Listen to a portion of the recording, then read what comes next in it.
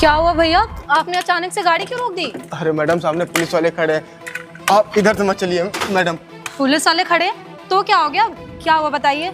Madam समझने की कोशिश करती है, ये पुलिस वाले ना फालतू में हमारा चालान काट देते हैं। हम आपके आगे हाथ जोड़ रहे हैं, हम आपको दूसरे रास्ते से चलते 5 मिनट लेट होगा बस, उसके बाद नहीं। चालान काट देंगे? मगर क्यों? एक बात बताइए, आपके पास गाड़ी के पेपर या डीएल वगैरह नहीं है क्या? अरे मैडम सब है हमारे पास, लेकिन पुलिस वाले समझने को रेडी नहीं रहते। हम करे तो करे क्या, आप खुद समझिए, हम गरीब आदमी, अगर हमारा चालान काट देंगे तो हम घर पे क्या देंगे। एक सेकंड भैया, कहीं ये गाड़ी चोरी वोरी की तो नहीं है?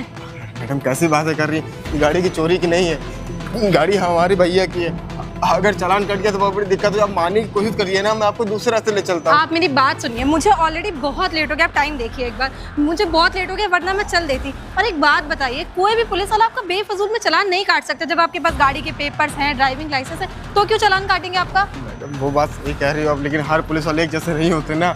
ये पुलिस वाले घूसखोर है, ये हमारा चालान हमेशा काटते रहते हैं। क्या ही बताएं आपको, आप दूसरे रास्ते चलिए ना मैडम। अब क्या भैया मेरी बात सुनिए, मुझे लेट ना हो रहा तो मैं नहीं बोलती, और आप पढ़े लिखे नहीं हो ना, इसलिए आप डर रहे हो। मैं पढ़ी लिखी हूँ, आप परेशान मत होइए, अगर वो कुछ बोलेंगे ना मैं बात कर लूंगी। मैडम बात की बात ही नहीं है, हम कह रहे हैं आपसे, आप मान ही नहीं रही, हम क्या बताएं आपको। भैया प्लीज मुझे लेट हो रहा वरना मैं नहीं बोलती आपको, प्लीज मुझे छोड़ दीजिए। अरे चलिए मैडम, चलिए जल्दी चलाना कट जाएगा, फालतू में आप बहस कर रही हैं। भैया देर नहीं हो रही होती ना तो मैं आपको कभी नहीं बोलती। आप देखो ना बहुत लेट हो गया, भैया प्लीज जल्दी पहुंचा दो मुझे। अरे मैडम क्या पहुंचा दो, हम आपसे बोल रहे हैं चालान काट देंगे, लेकिन आप समझ नहीं सकते। अरे भैया मैं बात करूंगी, आप चलिए जल्दी। रोक बे, चल। साहब रोक रहे हैं साहब। रोक, कोशिश कर रहा था क्या? अरे सर अभी चढ़ा देता मेरे ऊपर, चल। अरे साहब गलती हो गई साहब, हमको माफ कर दीजिए साहब, आज के बाद हम यहाँ कभी नहीं आएंगे, जाने दीजिए साहब। आज के बाद यहाँ? अरे सर 2 मिनट रुके, अभी इसको ना अपने स्टाइल में डील करता हूँ मैं। साहब क्या डील करेंगे साहब, जाने दीजिए साहब, अबे गरीब बात आदमी बता। हैं साहब हम। एक तो तू साले यहाँ पे ट्रैफिक नियमों का उल्लंघन कर रहा है, हाँ? ऊपर से अभी हम दोनों पुलिस वाले यहाँ खड़े, हम लोग के बगल से एकदम लेके जा रहे थे तेजी में, अबे हम लोग पे चढ़ा देगा क्या? अरे साहब गलती हो गई, आज के बाद ऐसा कभी नहीं होगा साहब, हमको जाने दीजिए साहब।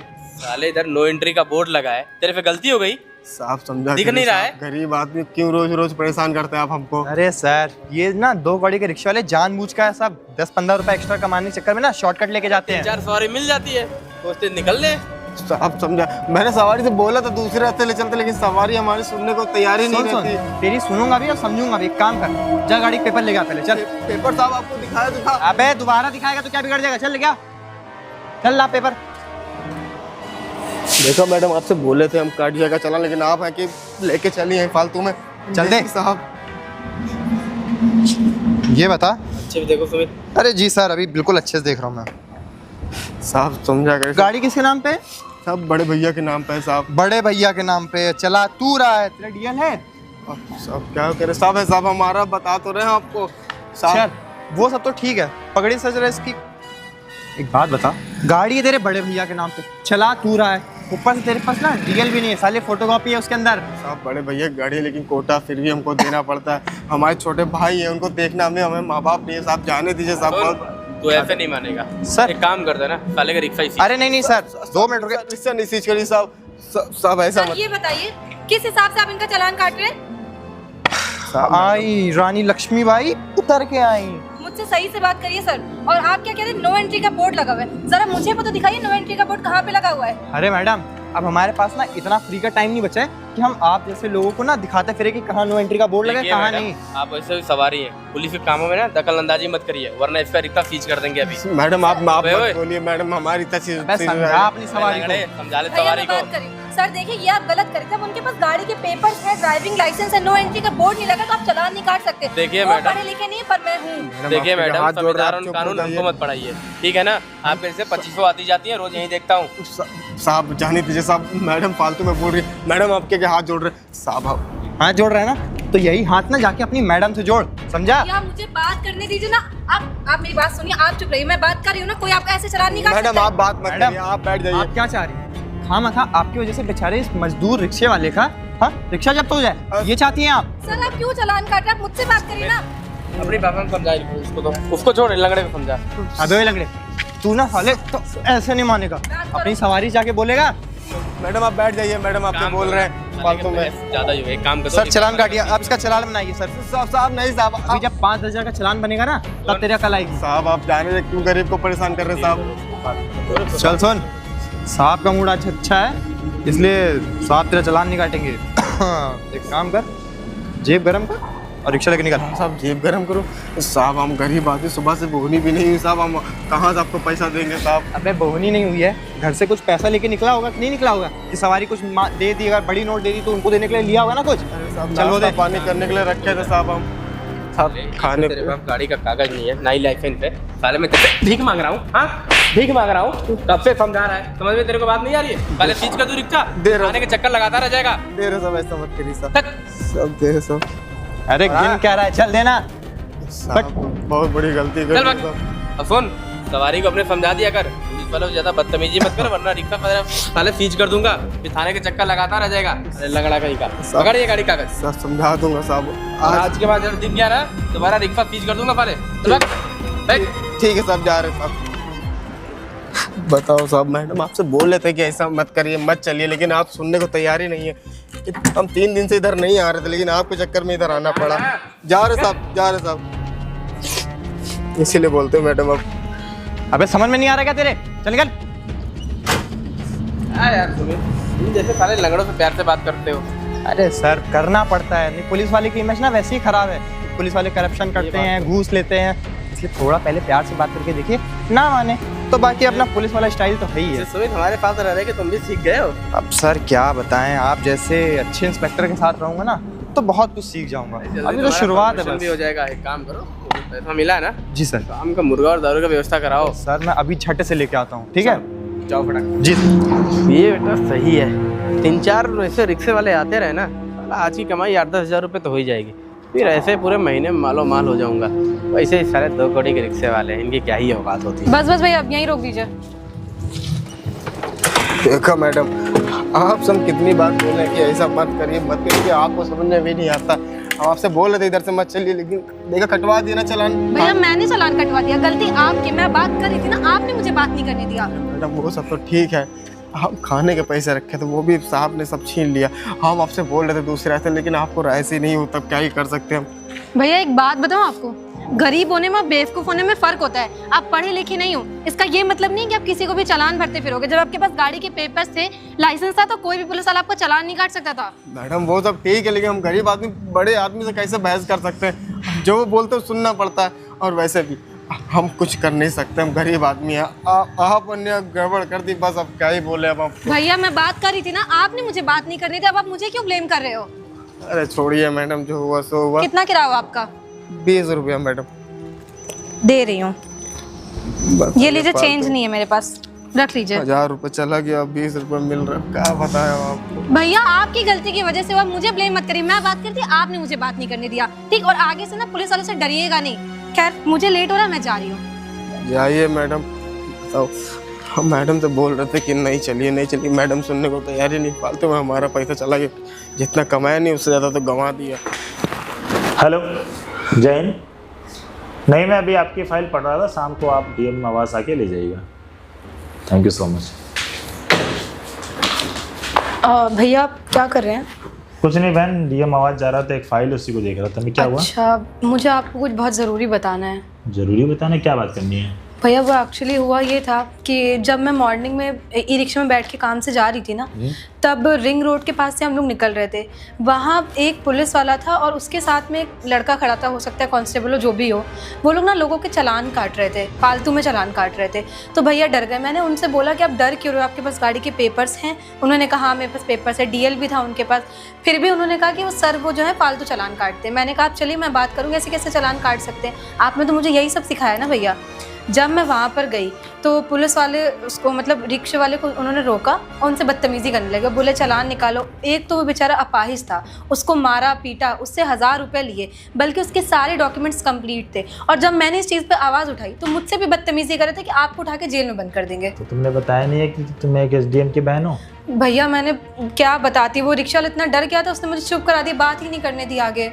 अरे ये सब काम हो रहा। कुछ नाम पता है उसे इंस्पेक्टर का? भैया वो कुछ, वेट रुकिए याद करने दीजिए, वो हाँ कुछ ज्वाला सिंह बोल रहा था।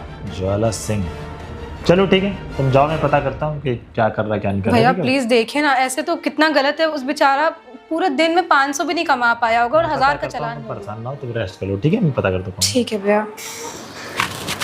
मेरे एरिया में फिजूल चालान काट रहा कोई। हेलो, मैं डीएम आवास से रोहित प्रजापति बात कर रहा हूँ। मुझे ये जानना है कि रिंग रोड के पास जो चौकी वहाँ किसकी ड्यूटी लगी है? ज्वाला सिंह। ठीक है, ओके। तो ज्वाला सिंह, एक काम करता हूँ, गरीब बन के मैं जाता हूँ, ज़रा देखता हूँ कि कौन चालान किस हिसाब से काट रहा है। कहता है मैंने 6 रिक्शे हैं। अरे क्या हो भैया, आपने रिक्शा क्यों रोक दिया अचानक से? साहब पुलिस वाले हैं साहब। पुलिस वाले हैं? हाँ साहब। पुलिस वाले को तो कहाँ में खड़े होना, आप डर क्यों रहे हैं? अरे साहब डरने वाली बात ही है। इधर आइए आप पहले तो। ये पुलिस वाले ना हमारा चालान काट देते हैं, इसलिए हम इधर से नहीं आते। साहब आप एक काम करिए, चालान काट देते हैं? हम आपको दूसरे रास्ते से चलते हैं। अरे नहीं भैया, देखिए हमें ना टीएस मिश्रा हॉस्पिटल जाना है, यहाँ से बस 2 मिनट का रास्ता है।